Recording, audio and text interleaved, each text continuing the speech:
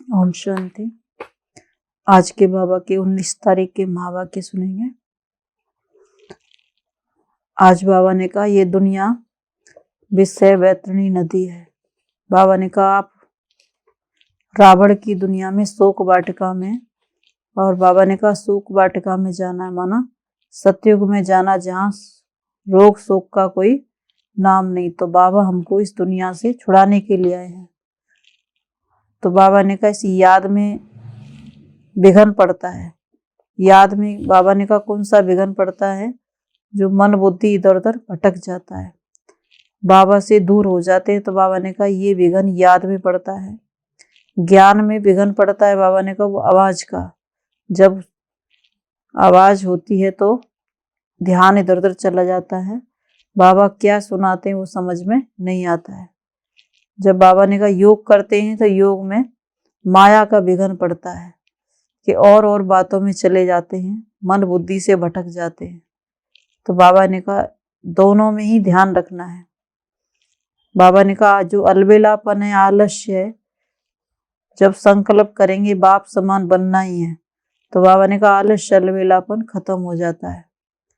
तो बार बार संकल्प करें कि बाप समान बनना है, तो बाबा ने कहा माया के विघन भी खत्म हो जाएंगे, आलस्य अलबेलापन भी खत्म हो जाएगा।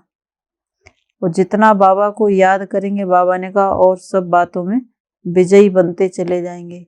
माया के तूफान है, बाबा ने कहा इनसे भी मुक्त होते चले जाएंगे। तो एक बाबा की याद ही बाबा ने कहा सर्वश्रेष्ठ है। तो आज के महावाक्य हैं। बाबा ने कहा मीठे बच्चे, बाप आए हैं तो मैं सब घुटकों से छुड़ाने।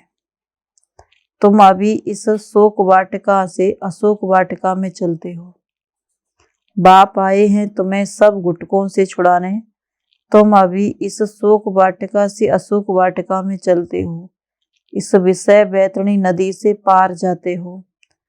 प्रश्न, याद में बैठते समय किस बात का विघन नहीं पड़ता और किस बात का विघन पड़ता है?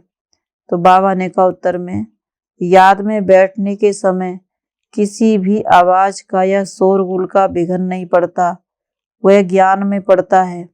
लेकिन याद में माया का विघन जरूर पड़ता है। माया याद के समय ही विघन डालती है, अनेक प्रकार के संकल्प विकल्प ले आती है। इसलिए बाबा कहते हैं बच्चे सावधान रहो, माया का घूसा मत खाओ। शिव बाबा जो तुम्हें अपार सुख देता है, सर्व संबंधों की सैकरीन है, उसे बहुत बहुत प्यार से याद करो। याद में तीखी दौड़ी लगाओ। गीत है रात की राई थक मत जाना, सुबह की मंजिल दूर नहीं। ओम शांति। मीठे मीठे बच्चे जो यात्रा पर हैं, वैसे जो बैठे हैं उनका यात्रा पर थोड़ी, बाबा ने कहा वैसे जो बैठे हैं उनको यात्रा पर थोड़ी कहा जाता है। यह यात्रा कैसी वंडरफुल है, शांति की यात्रा, शांति धाम में जाने की यात्रा। रावण के राज्य में गुटखा खाकर मरना होता है।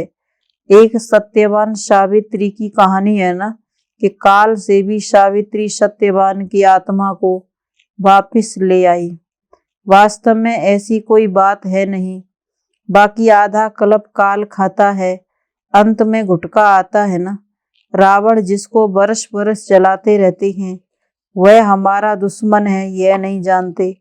बाबा कहते मैं आया हूं तुमको शोक वाटिका से निकाल अशोक वाटिका में ले जाने, जहाँ गुटखा खाना नहीं होता है। यहाँ तो अनेक प्रकार के गुटके हैं। माँ बाप प्रति बच्चों के प्रति गुटके खाते रहते हैं। माँ बाप पति बच्चों के गुटके खाते रहते हैं, पति विकार में फंसाते हैं। बाप आकर इन सब गुटकों से छुड़ाते हैं और नई दुनिया में ले जाते हैं। अभी आत्मा के पंख टूट गए हैं तो आत्मा उड़ नहीं सकती है, फिर याद की यात्रा नहीं कर सकते। बरोबर यह बुद्धियों की यात्रा है। लिखा है ना मन मना भव, इसका अर्थ कोई यात्रा थोड़ी समझते हैं। कहते राम ने बंदरों की सेना ली और बंदरों ने पुल बनाई, बंदर और पुल कैसे बनाएंगे? यह तुम्हारी याद की यात्रा की पुल बन रही है, जिस पुल से तुम विषय बैतरणी नदी पार कर जाते हो। बाप इस नदी में तैरना सिखलाते हैं। खिवैया है ना, विषय बैतरणी नदी से पार कराए शिवालय में ले जाते हैं। कहते अमृत छोड़ विष काय को खाए। तो ज्ञान को अमृत कहा जाता है। ज्ञान से सदगति होती है। शास्त्रों को ज्ञान नहीं कहेंगे, वह है भक्ति की सामग्री। शास्त्र पढ़ने से सतयुग आ नहीं सकता, सदगति हो नहीं सकती, इसलिए उनको ज्ञान अमृत नहीं कहेंगे। ये वह बाबा ने कहा भक्ति है। ज्ञान में पहले 100% सदगति, फिर धीरे धीरे उतरते रहती है। यह नहीं कहेंगे कि सतयुग में दुर्गति भी होती है, वहां दुर्गति का नाम ही नहीं होता। कलयुग में सबकी दुर्गति, बाबा ने कहा कलयुग में सबकी दुर्गति होती है। तुम जानते हो सर पर दया करने वाला एक बाप ही है, जिसको श्री श्री कहा जाता है। फिर भी श्री श्री का टाइटल सब पर रख देते हैं। श्री कहा जाता है देवताओं को, श्री लक्ष्मी, श्री नारायण, श्री राम, श्री सीता। तो ऐसा श्री बनाने वाला भी बाबा कहते उनको कहते हैं श्री श्री, माना श्रेष्ठ से श्रेष्ठ।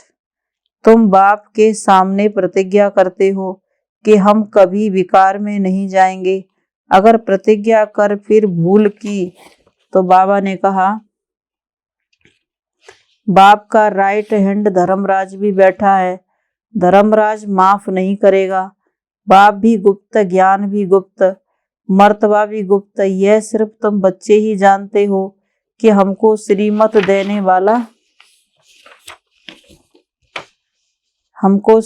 देने वाला कोई मनुष्य नहीं हो सकता। प्रजापिता ब्रह्मा द्वारा बाप रचना रचते हैं। प्रजापिता सूक्ष्म वतन में तो नहीं है। तो बाबा ने कहा जरूर यहाँ ही होगा। तुम बच्चे समझ गए हो कि ब्रह्मा इस समय ब्राह्मण हैं। इनको भविष्य में बादशाही मिलती है। देवताएं पतित दुनिया में तो राजाई कर न सके, तो पुरानी दुनिया का विनाश चाहिए। पुरानी, बाबा ने कहा विनाश होना भी जरूर है। अभी थोड़ी देरी है। बाबा ने कहा तुम्हारा अभी नए झाड़ का सैपलिंग पूरा नहीं लगा है। आगे गाते थे तुम्हें माता च पिता, सबके आगे यह बाबा ने कहा महिमा गाते रहते हैं, समझते कुछ भी नहीं है। अच्छा विचार करो, ब्रह्मा माता कैसे हो सकती है? लक्ष्मी नारायण की भी अपनी राजाई चलती है, तो उनको माता पिता कह न सकें। तो इस समय परम पिता परमात्मा प्रैक्टिकल में माता पिता का पार्ट बजा रहे हैं। फिर भक्ति मार्ग में महिमा गाई जाती है, उसमें भी पहले पहले शिव बाबा को कहते हैं तुम्हें ओ माता च पिता। पीछे लक्ष्मी नारायण, सीता राम सबको कहते रहते हैं। अकल तो कुछ भी नहीं है, शिव बाबा है पीन। यह मनुष्य मात्र सब आसुरी मत पर, बाबा ने कहा मनुष्य मात्र सब आसुरी मत पर हैं, दुखी देते हैं, और मैं सबके एवज में सबसे जास्ती सुख देता हूँ। मैं दाता हूँ। मैं तुम बच्चों को श्रीमत देता हूँ कि बच्चे तुम जितना याद की यात्रा पर रहेंगे, स्वदर्शन चक्र फिराएंगे, कमल फूल समान बनेंगे, उतना ऊंच पद पाएंगे। इन अलंकारों का अर्थ कोई समझा न सके। अलंकार तुम ही धारण करते हो।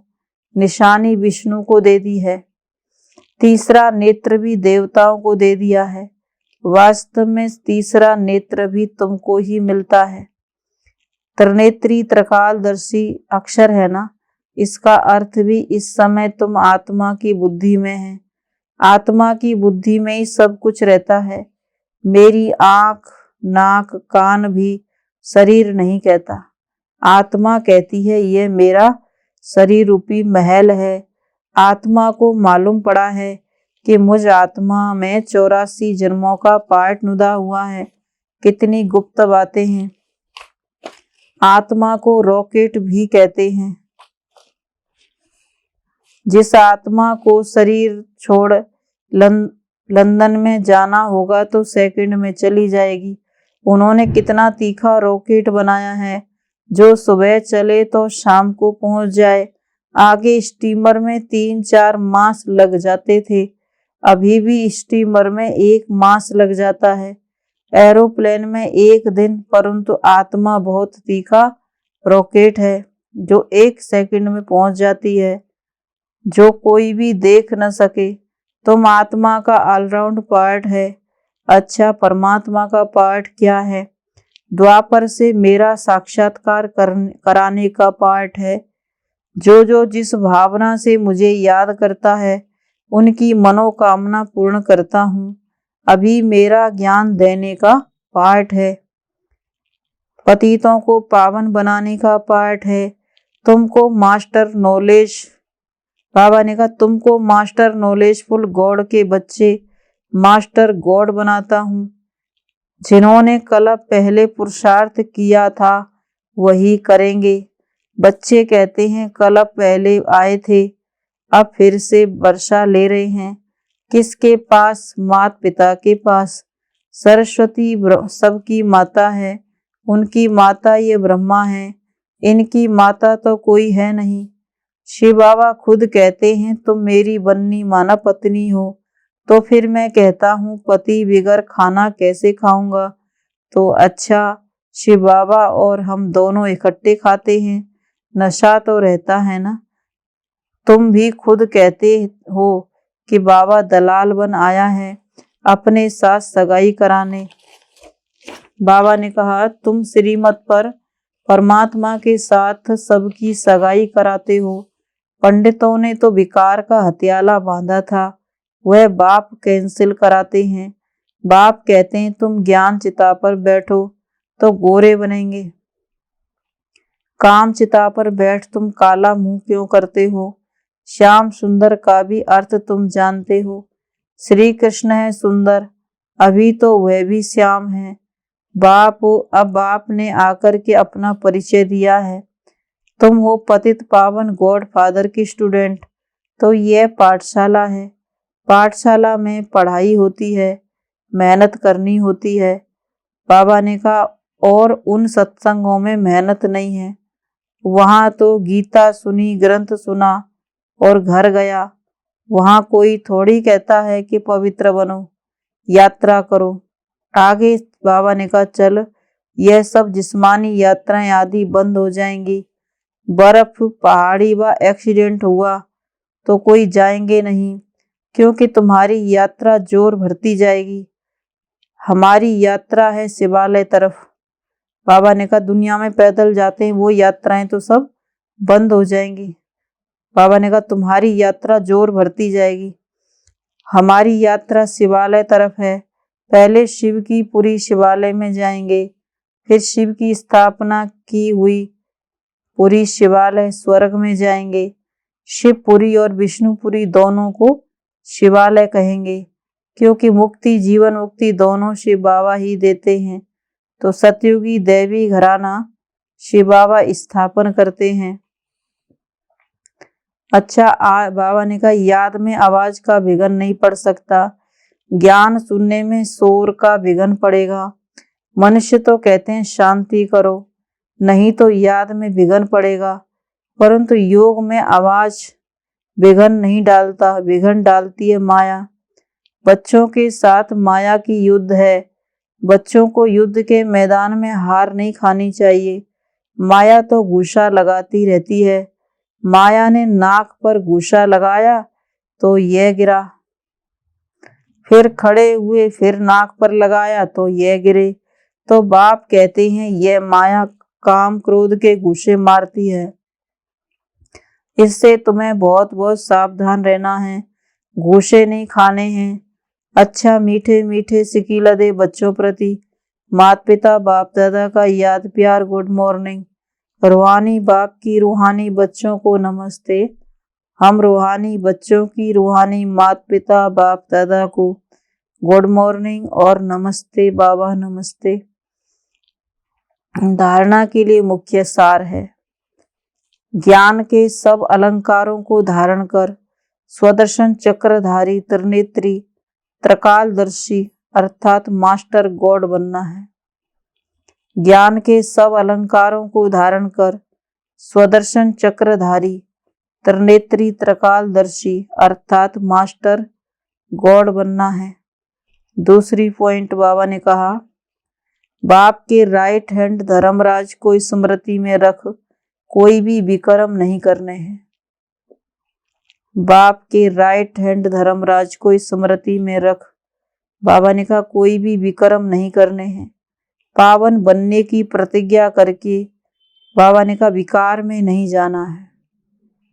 पावन बनने की प्रतिज्ञा करके बाबा ने कहा विकार में नहीं जाना है। वरदान है, दृढ़ प्रतिज्ञा द्वारा अलविलेपन के लूज स्क्रू को टाइट करने वाले तीव्र पुरुषार्थी भव। दृढ़ प्रतिज्ञा द्वारा अलविलेपन के लूज स्क्रू को टाइट करने वाले तीव्र पुरुषार्थी भव। प्रतिज्ञा में लूज होने का मूल कारण है अलबेलापन।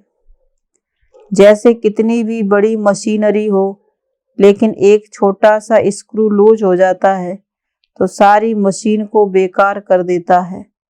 वैसे प्रतिज्ञा को पूरा करने के लिए प्लान बहुत अच्छे बनाते हो, पुरुषार्थ भी करते हो, लेकिन पुरुषार्थ व प्लान को कमजोर करने का स्क्रू एक ही है, अलबेलापन। अलबेलापन वह नए नए रूप में आता है। इसी स्क्रू को टाइट करो। मुझे बाप समान बनना ही है, इसी दृढ़ संकल्प से तीव्र पुरुषार्थी बन जाएंगे। मुझे बाप समान बनना ही है, बाबा ने कहा जब ये दृढ़ संकल्प करेंगे तो इस संकल्प से ही तीव्र पुरुषार्थी बन जाएंगे। स्लोगन है, बेहद की वैराग वृत्ति ही समय की समीपता का फाउंडेशन है। बेहद की वैराग वृत्ति ही समय की समीपता का फाउंडेशन है। मातेश्वरी जी के अनमोल महावाक्य हैं। अभी तो यह सारी दुनिया जानती है कि परमात्मा एक है।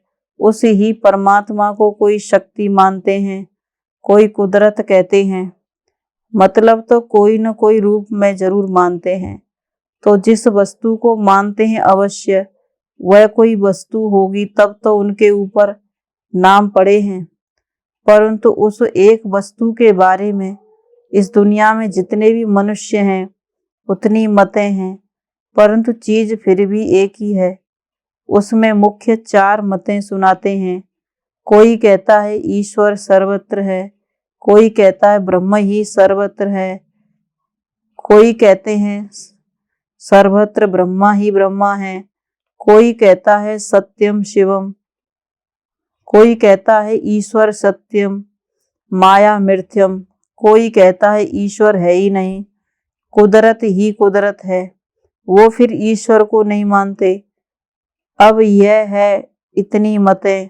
वो तो समझते हैं जगत प्रकृति है, बाकी कुछ है नहीं। अब देखो जगत को मानते हैं, परंतु जिस परमात्मा ने जगत रचा उस जगत के मालिक को नहीं मानते। दुनिया में जितने अनेक मनुष्य हैं, बाबा ने कहा उन्हों की इतनी ही मतें हैं। आखिरी भी इन सभी मतों का फैसला स्वयं परमात्मा आकर करता है। इस सारे जगत का निर्णय परमात्मा आकर करता है, अथवा जो सर्वोत्तम सर्वशक्तिवान होगा वही अपनी रचना का निर्णय विस्तार पूर्वक समझाएगा। वही हमें रचता का भी परिचय देते हैं और अपनी रचना का भी परिचय देते हैं। कई मनुष्य ऐसे प्रश्न पूछते हैं, हमको क्या सावती है, एक हम आत्मा हैं। अब इस पर समझाया जाता है, हम सब कहते हैं हम अहम आत्मा उस परमात्मा की संतान है। अब यह अपने आप से पूछने की बात है। हम तो सारा दिन मैं कहता रहता हूँ, वो कौन सी पावर है और फिर जिसको हम याद करते हैं वो हमारा कौन है। जब कोई को याद किया जाता है तो जरूर हम आत्माओं को उन्हों द्वारा कुछ चाहिए। हर समय उनकी याद रहने से ही हमको उस द्वारा प्राप्ति होगी। देखो, मनुष्य जो कुछ करता है जरूर मन में कोई न कोई शुभ इच्छा अवश्य रहती है। कोई को सुख की, कोई को शांति की इच्छा है, तो जरूर जब इच्छा उत्पन्न होती है तो अवश्य कोई लेने वाला है, और जिस द्वारा वो इच्छा पूर्ण होती है तो अवश्य कोई देने वाला जरूर है। तभी तो उनको याद किया जाता है। अब इस राज को पूर्ण रीति से समझना है। वह कौन है? यह बोलने वाली शक्ति मैं स्वयं आत्मा हूँ, जिसका आकार ज्योति बिंदु मिसाल है। जब मनुष्य स्थूल शरीर छोड़ता है तो वो निकल जाती है, भल इन आँखों से नहीं दिखाई पड़ती है। अब इससे सिद्ध है कि उसका स्थूल आकार नहीं है, परंतु मनुष्य महसूस अवश्य करते हैं कि आत्मा निकल गई, तो हम उसको आत्मा ही कहेंगे। तो आत्मा ज्योति स्वरूप है, तो अवश्य उस आत्मा को पैदा करने वाला परमात्मा भी उसके ही रूप माफिक होगा। जो जैसा होगा उनकी पैदाइश भी वैसी होगी।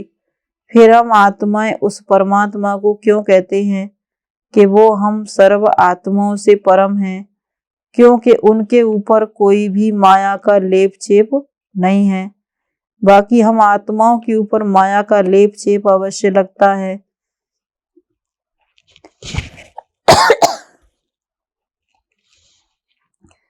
जब जन्म मरण के चक्र में आती हैं, अब यह आत्मा और परमात्मा में फर्क है। अच्छा, ओम शांति।